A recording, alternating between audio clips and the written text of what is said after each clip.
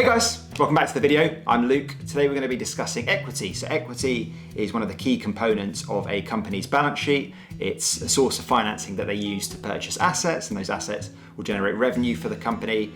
It comes up time and time again in the level 1 material. It basically underpins a lot of the learning modules within that section. So I wanted to make a video which acts as a primer to what equity actually is.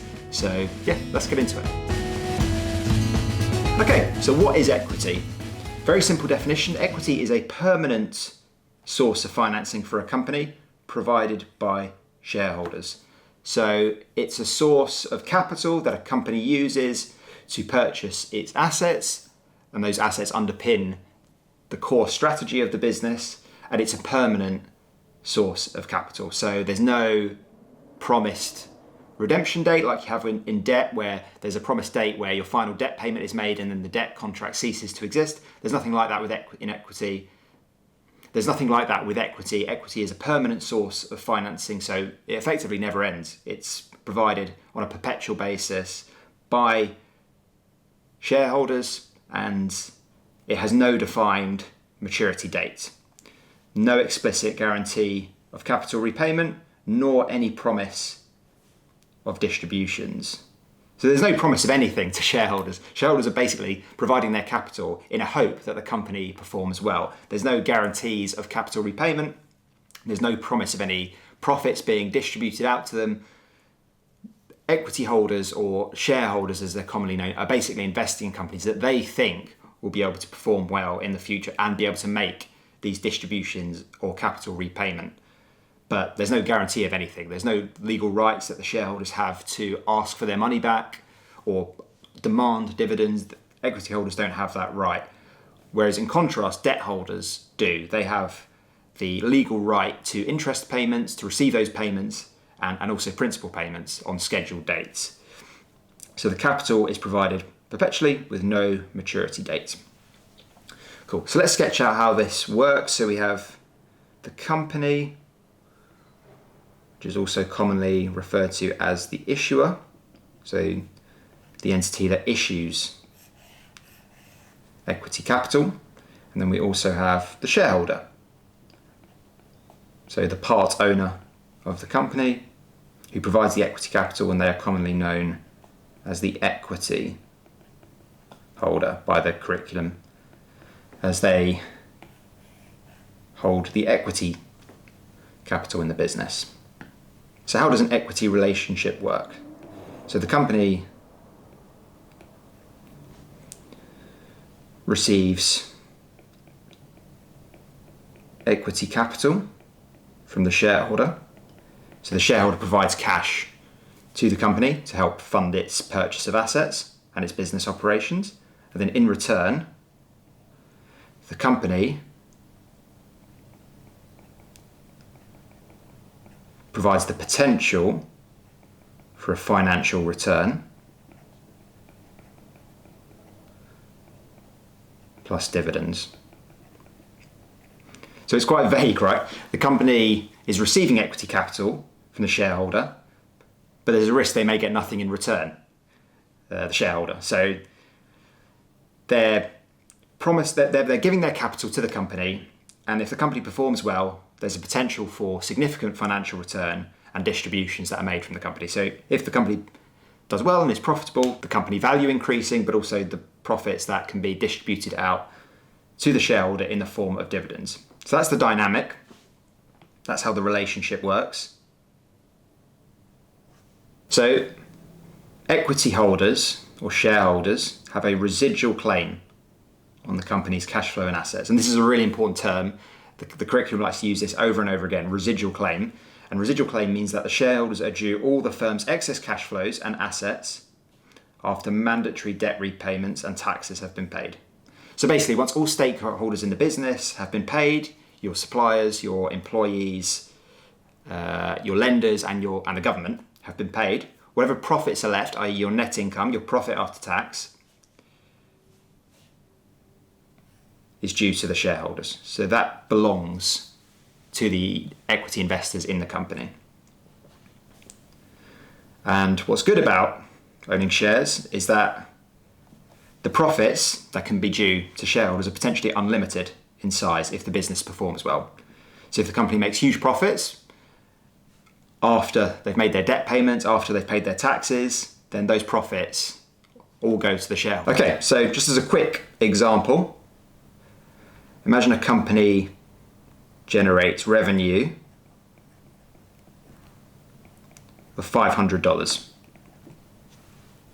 in a year.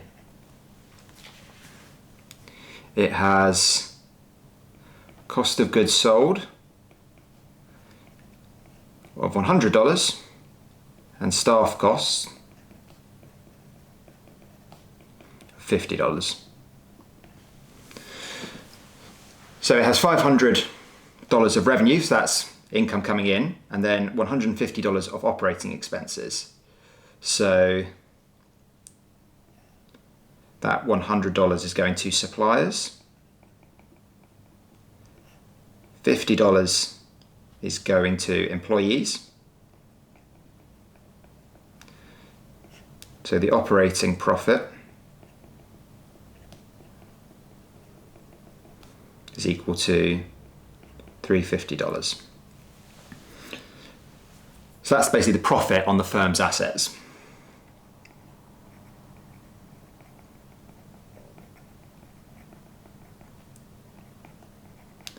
Let's assume that the company has interest cost of $150. So that's paid out to the lenders. And then let's just assume tax is zero. So the firm has net income of $200. So that residual profit of $200 goes to the shareholders.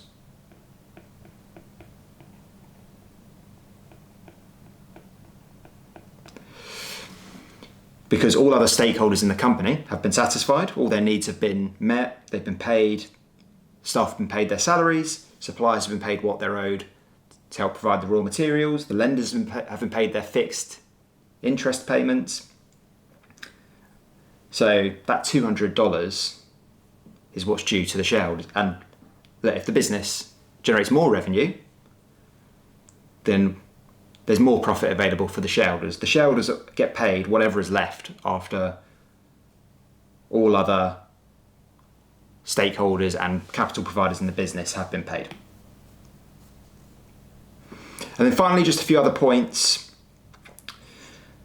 Shareholders have a say over the strategic direction of the company, which is in contrast to lenders. So shareholders own shares in the company that come with voting rights, so they can vote on key corporate issues, such as appointments to the board of directors, whether or not to approve a acquisition, whereas debt holders don't have these sorts of rights. They don't have board seats, they don't have voting rights.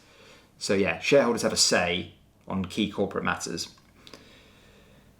Dividend payments are made at the discretion of the board. The company is not legally required to pay a dividend. So this is a potential downside, depending on how you look at it. Shareholders can't demand a company makes a dividend payment. It's at the discretion of the board to decide whether the financial health of the companies will allow for a dividend payment to be made. If the company is liquidated, all other claims must be met before equity investors receive anything. So staff need to be paid any wages they're owed, suppliers need to be paid for any balances outstanding, and debt holders need to be repaid their outstanding interest and principal payments. So only once all those payments have been made are shareholders paid in a bankruptcy scenario. So yeah, once all creditors are paid what they're owed, the equity holders are paid if there's any money left at all. So this is the risk. So equity holders carry the most risk, because if the company is to go bankrupt, the risk of them losing all their money is quite high, because you've got to pay out all these people and all these stakeholders first. So there's a high probability that equity holders will receive nothing in a bankruptcy scenario and lose all of their initial investment amount. So yeah, the same rule applies to dividends. Dividends can only be made if the company has money left over after making all of its interest payments to its lenders. So if the company is unprofitable, its interest payments are greater than its operating profit, then profit will be negative and therefore no dividend.